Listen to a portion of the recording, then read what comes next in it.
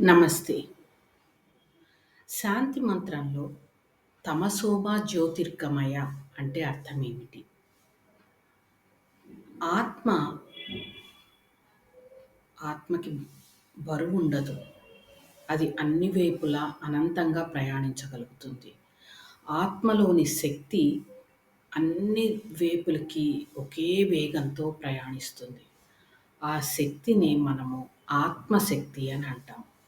అది ఆధ్యాత్మిక శక్తి. ఈ ఆధ్యాత్మిక శక్తి ప్రతి ఒక్కరి ఆత్మ నుండి అన్ని వైపులకి విస్తరిస్తూ ఉంటుంది.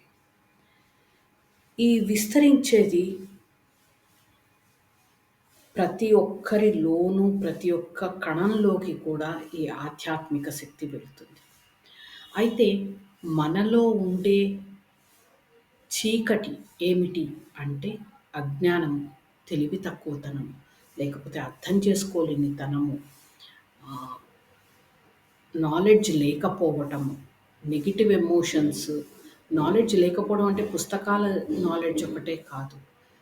మనం ఎవరము, మన నిజతత్వం ఏమిటి అని తెలియకపోవటం వల్ల మనం తప్పుగా మాట్లాడటము, తప్పుగా ఆలోచించడము, పనులు ఇతరులను బాధ పెట్టేవిగా చేయడము, వీటన్నిటినీ చీకటి అని అంటారు.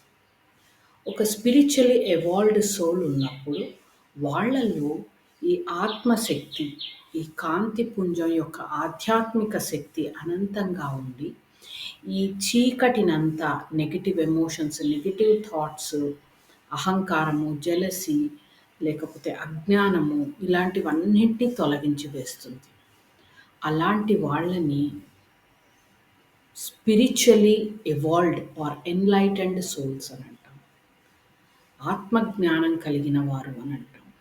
సో ఆత్మజ్ఞానము అంటే ఆధ్యాత్మిక శక్తి మనలో మొత్తము నిండి, మనలోని లోవర్ ఎమోషన్స్, లోవర్ థాట్స్ అన్నిటినీ బయటికి పంపివేసినప్పుడు మొత్తము ఆ బ్రిలియంట్ ఎనర్జీతో నిండిపోతాము.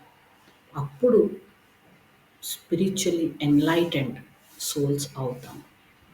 సో చీకటి నుండి మనల్ని వెలుగుకి తీసుకెళ్ళు అని మనం చేసే ప్రార్థన అర్థం ఇదే.